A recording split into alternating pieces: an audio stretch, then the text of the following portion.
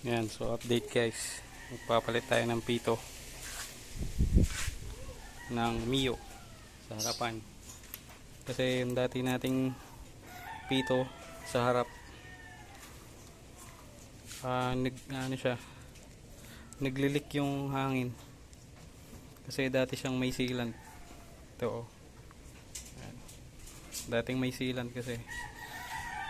So, ayan lagay ng Mio natin ngayon.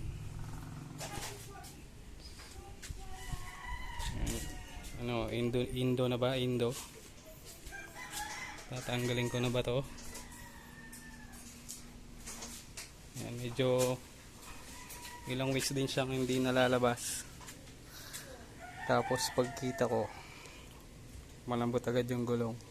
Tapos nung after kong bombahin, naglilik pa rin yung hangin.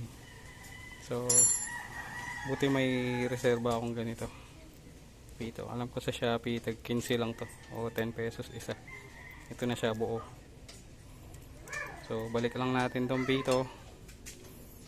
Tapos balik natin ulit yung goma. Ayan.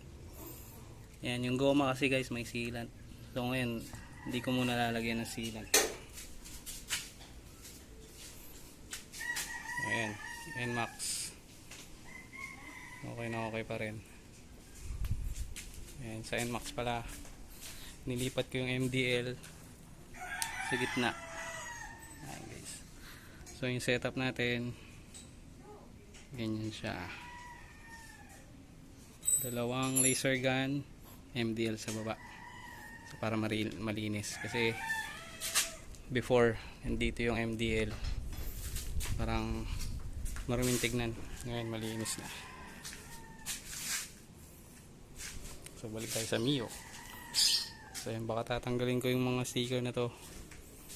Yan. Yan. Yan. Palit tayo ng ano, yung parang flame yung apoy. Gawin natin Indo concept. So, nakabili na rin ako ng mga ibang bolts. Itong gold, tatanggalin natin yan. CNC lagay natin. So, yun muna yung update sa ngayon. Ay, yung Winner X pala natin ito guys. All stock pa rin. Yun lang napalitan. Ay, nalagyan pala yung step grill. So, ayan, si airpods. Ayos na yung choppy. So, ayan muna yung update guys.